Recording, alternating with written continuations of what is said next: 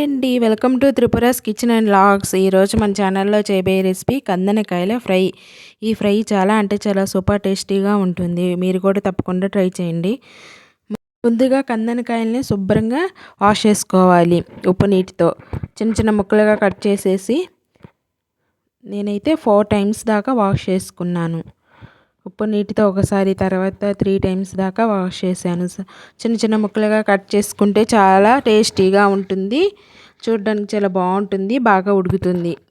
తర్వాత ఒక కడాయి తీసుకొని 2 గరిటెల నూనె వేసుకున్నాను. సన్నగా కట్ చేసిన ఉల్లిపాయలు వేసుకోవాలి. పెద్దవైతే 1, చిన్నవైతే 2. అవి కూడా బాగా వేయించుకున్న తర్వాత నీట్గా వాష్ చేసి పెట్టిన కందనకాయలను కూడా వేసుకోవాలి. చూడండి, వీడియోలో చూపించిన విధంగా కట్ చేసుకుంటే ముక్క అనేది చాలా సాఫ్ట్గా బాగా ఉడుకుతుంది. తర్వాత కొంచెం పసుపు యాడ్ చేశాను, కొంచెం ఉప్పు యాడ్ చేశాను. ముక్కలో ఉన్న నీళ్ళంతా బయటకు వచ్చేసి అప్పుడు చాలా టేస్టీగా ఉంటుంది, స్మెల్ అనేది రాదు. చికెన్ అయినా అంతే, కొంచెం ఉప్పు పసుపు వేసి ముక్కలో ఉన్న నీళ్ళు వచ్చేస్తే మనకి ఆ నీళ్ళంతా పోయిన తర్వాత అన్నీ యాడ్ చేస్తే స్మెల్ అనేది ఉండదు, నీచు వాసన అనేది రాదు.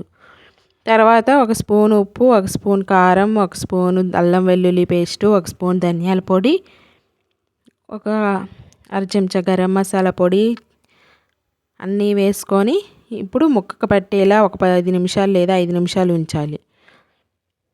తర్వాత మనకి ముక్క ఉడకాలి అనుకుంటే ఒక చిన్న గ్లాసు వాటర్ యాడ్ చేస్తే జస్ట్ 10 నిమిషాలు ఉడుకుతుందండి. చాలా అంటే చాలా సూపర్ టేస్టీగా ఉంటుంది.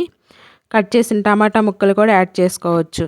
బాగుంటుంది కూర, చాలా టేస్టీగా ఉంటుంది. చిన్నలు పెద్దలు అందరూ బాగా ఇష్టంగా తింటారు.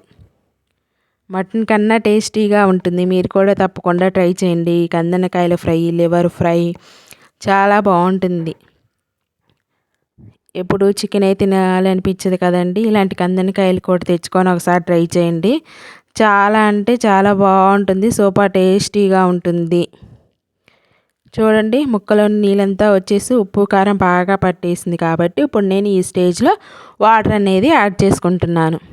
ఇప్పుడు ముక్క అనేది బాగా సాఫ్టీగా జ్యూసీగా ఉడుకుతుంది. మీరు కావాలంటే కొంచెం తక్కువ నీళ్ళని యాడ్ చేసుకోవచ్చు. ఒక 10 నిమిషాలు అలా ఉడికించుకున్న తర్వాత చూడండి, నీళ్ళంతా ఇంకిపోయి ఎలా వచ్చిందో.